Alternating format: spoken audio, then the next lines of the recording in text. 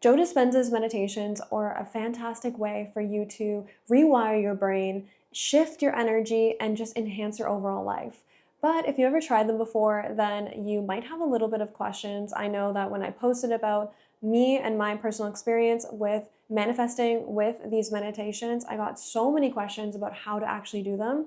So this is a step-by-step guide as to how to actually do Joe Dispenza's meditations and get the most out of them. The first question is where to find Joe Dispenza meditations. The ones that are his are paid and they are on his website. And I highly recommend just paying for them because you know that it's going to be his voice. There are some free ones on YouTube, but you cannot guarantee that it's not just an AI generated voice that is put over a script. So I would suggest just going for it and buying it because you're going to have it for the rest of your life.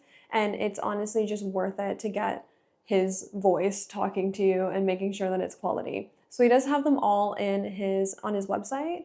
And that's not me. I'm not getting paid to promote him. I just love him, and his manifestations and meditations have genuinely changed my life. So I would suggest going straight to the source and getting them off of his website.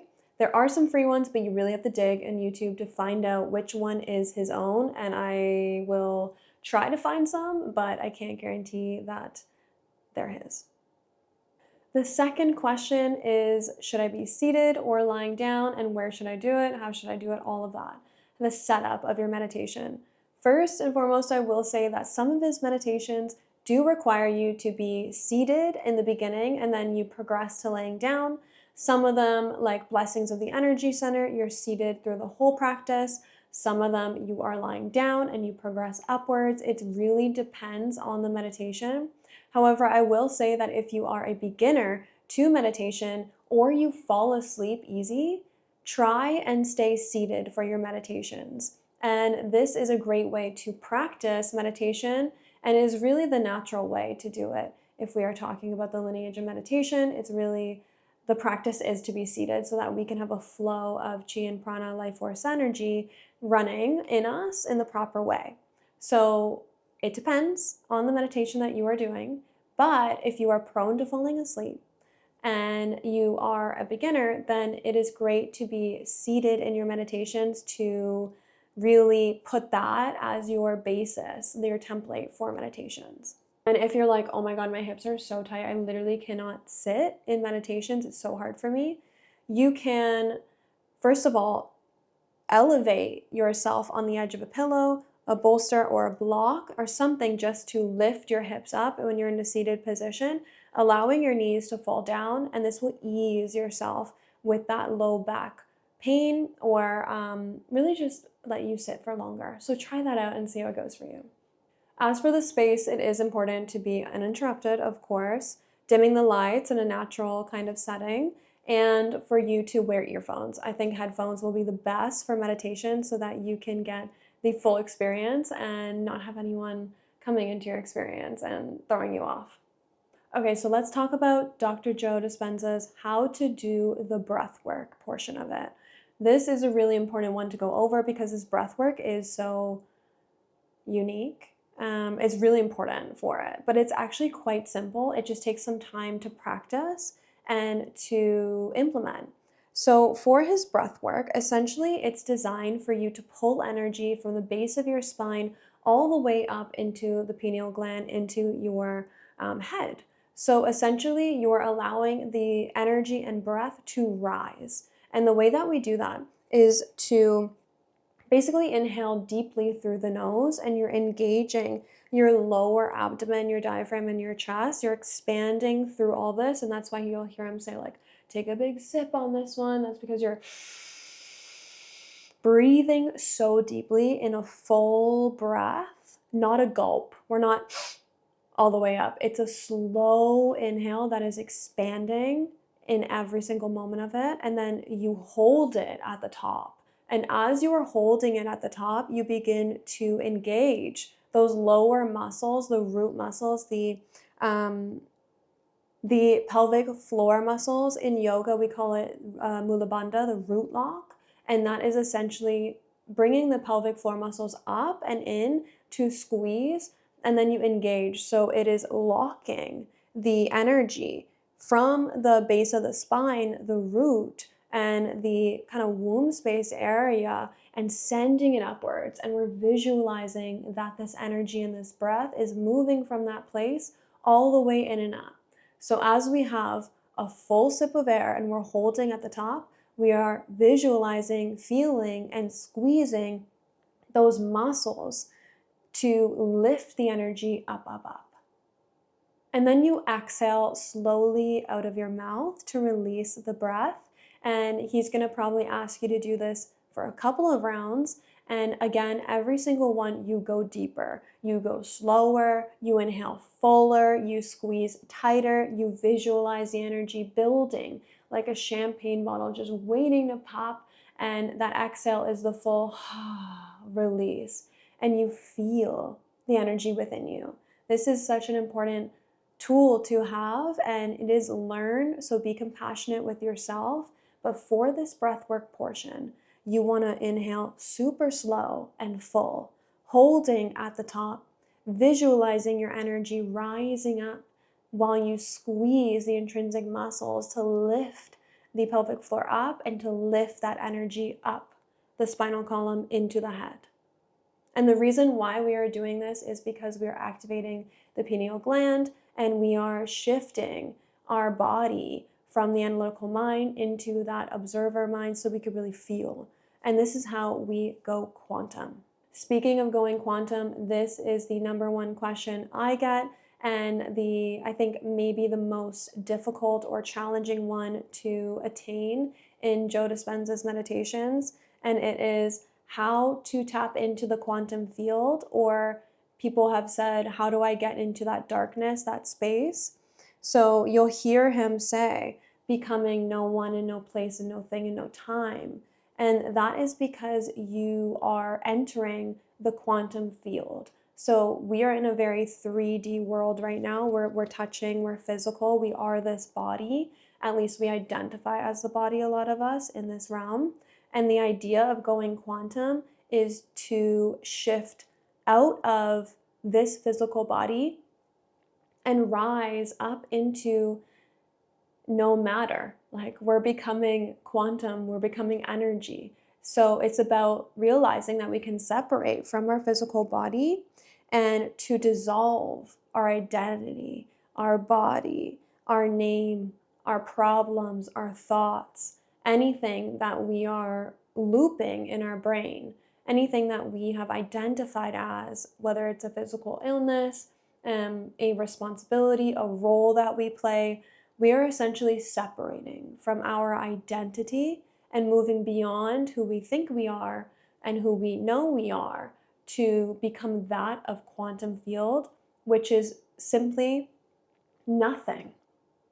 It is no thing, nothing, in no place, in no time, nowhere, and no thing, which is so, so cool. So the way to do that is for you to, I've said this before, for myself, I visualize this black screen of particles, almost like the galaxy in space, and I visualize myself becoming that, separating, elevating from the body and becoming this space. And the way to do that is to close your eyes, and when he's guiding you to feel the space within you and all around you, you really feel it. Quantum field, that darkness, that energy represents pure consciousness. And maybe you're saying, like, how do we know if we get there? You will know. You will know because it's like this feeling of within you that you just feel energy within you. And it's a sense, it's a knowing. And it's okay if you haven't felt that yet. You're still getting there. It's just, have compassion and patience. This is a very deep practice to go beyond yourself. So it will take time. The next step is the visualization component and the essential manifestation of your future reality or infinite potentials that he suggests. And this one for me is like the most fun. I love this portion of it, visualization. I will say that I believe visualization is a skill that's unlocked. We all have it within us to visualize, and essentially just like daydreaming or dreams. And it's a really fun one to dive into.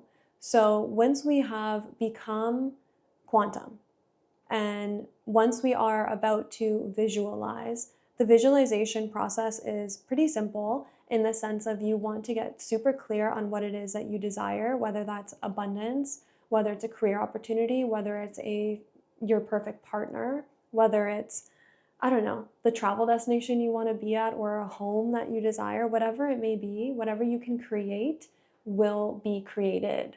So the visualization starts with getting clear on exactly what you want and allowing it to come to life.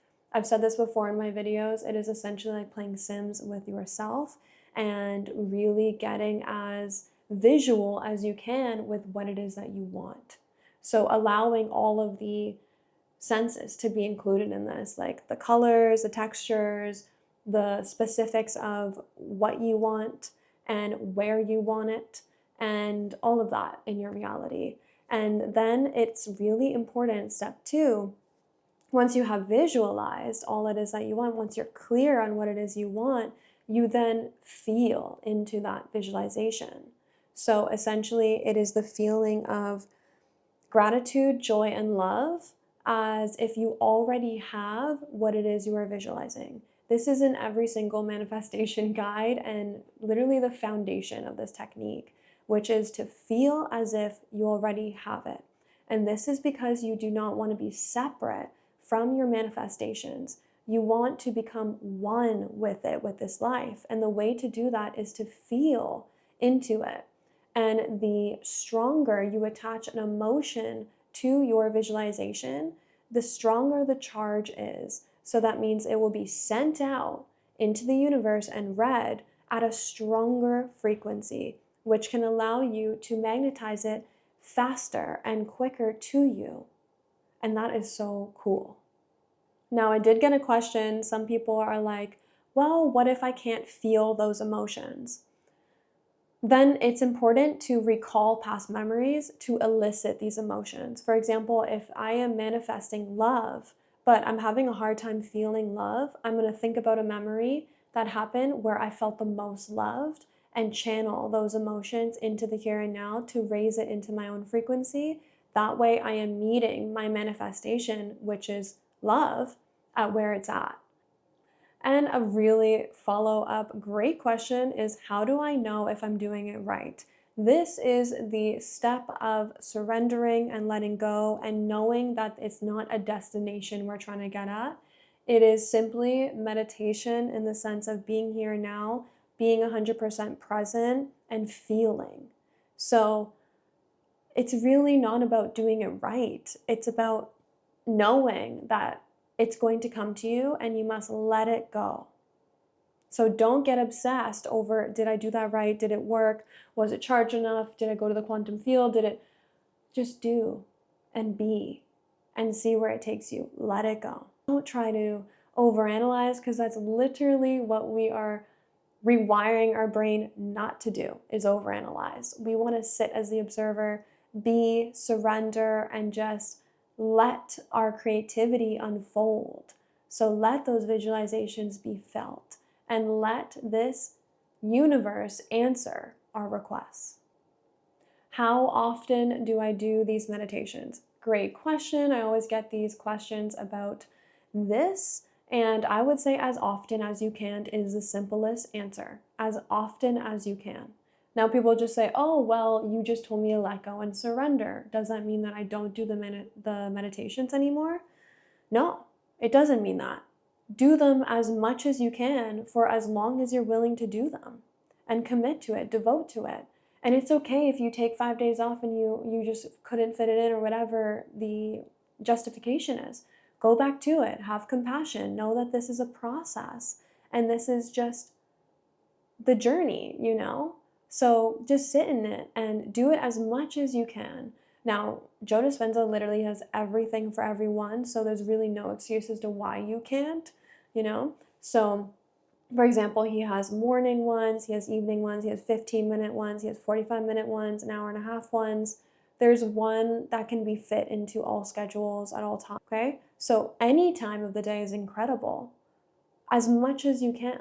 Don't get too focused on that. Don't get too, detail oriented on that. Just do it as much as you can for as long as you can and see where this takes you, because you will be rewarded. The universe is listening, and it's going to change your life the more that you do it and frequently that you do it. So see where it goes, see where it takes you. I hope that this has helped you. And if you have any more questions, please drop them in the comments below. I have so many more videos of Joe Dispenza techniques, including a live meditation with Joe Dispenza's voice, like a real one, that is up here for free. So yeah, check it out and look at the other content, and make sure you subscribe, because I am on a journey to going and attending Joe Dispenza's retreat. So we'll see when we get there. Anyways, much love, Earth Angels. Thank you, thank you, thank you.